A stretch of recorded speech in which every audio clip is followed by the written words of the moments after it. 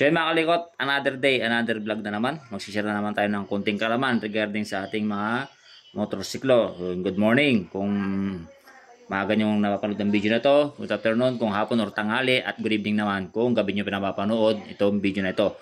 So yun mga kalikot, connection ng stator, regulator, ignition switch, battery, CDI at ignition coil. Kung paano yung bawat connection. Yan mga kalikot. So para ito sa mga battery operated na motorsiklo at the same time full wave, naka full wave na motorsiklo. So sa ating stator mga kalikot, full wave, at the same time battery operated, converted to battery operated, although na may primary ito, so naka convert na siya, battery operated. Yan, apat na lang yung kanyang wire, which is itong blue na mayroong line na white, yung pulser. Ito yung pulser yan mga kalikot.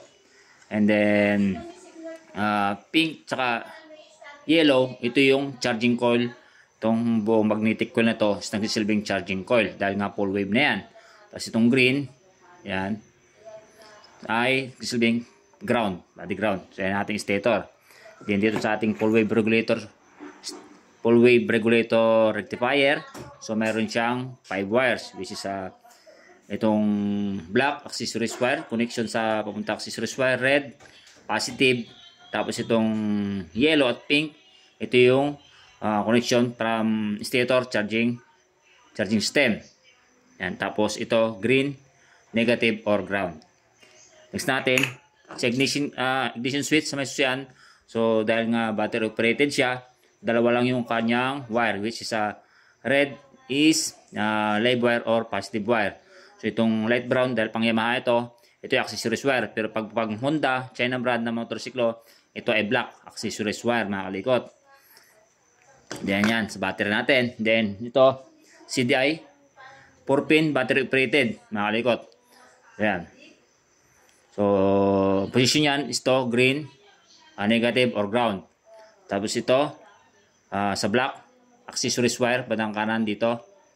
Yan. Tapos dito bandang kanan taas, yan, black na mayroong line na yellow, ignition coil. Yan, papunta sa ignition coil.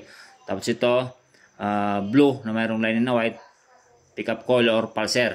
Yan, papunta sa pickup coil or pulser. Ito yung ignition coil natin. Yan. Which is isa lang yung terminal niya, pero pareho lang sa dalawang may terminal. So ito yung pinaka papunta, ayun, connection papunta sa ating CDI. Tapos ito na-connect ito sa body ground or negative. Yan. So lagyan natin ng wire. So umpisa na natin mga kalikot. So unahin natin sa susian. Yan. So itong live wire, yan, yung red sa positive natin battery. Yan. Positive natin battery. At the same time yung red nito. Yan, red. Yan. Red ng ating regulator. Yan. Na pinapadaan niya mga kalikot. So ito. Yung red, yung live wire ng ating susian, tsaka red ng ating regulator, pinagsama yan, then papunta sa ating positive ng ating battery na dumaan sa fuse. Yan, fuse. 15 amperes or 10 amperes. Ganyan mga kalikot. Yan. So next natin is itong accessories wire. Tapos itong black wire ng ating full wave regulator. Ito yan sa accessories wire ng ating susian. Okay? Okay. Tapos itong yellow at saka pink ng ating regulator. Yellow at pink ng regulator. Dito sa yellow at pink ng ating stator. Yan.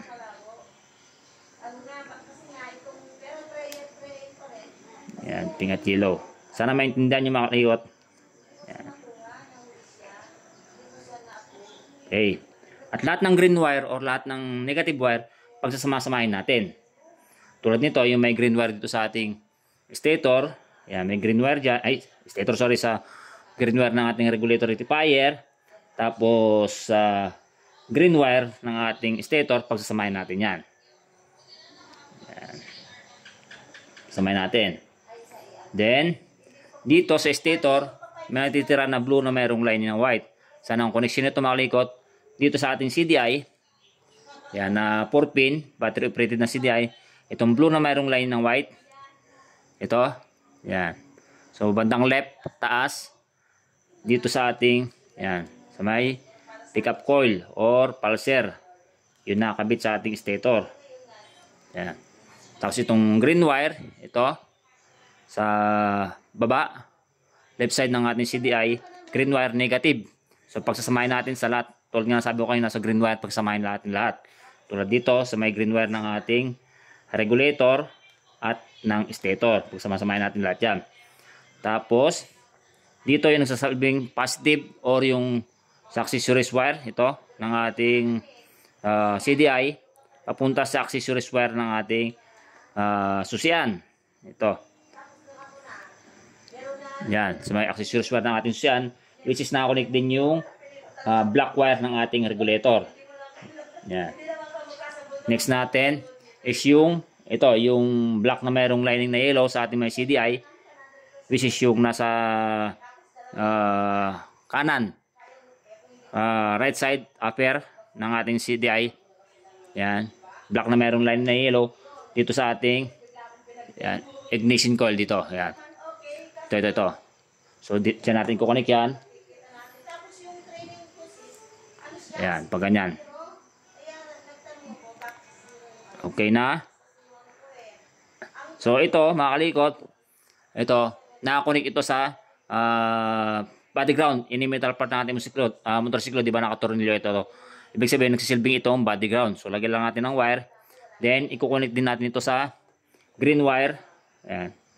Sa green wire, lahat ng green wire, pagsamasamahin natin. Then, ikukonek natin sa body ground ng ating motorsiklo na nakakonek sa negative ng ating battery. So, ganun po ang connection ng stator, regulator rectifier, ignition switch o susian, CDI ignition coil, at sa battery ng ating motorsiklo. Okay?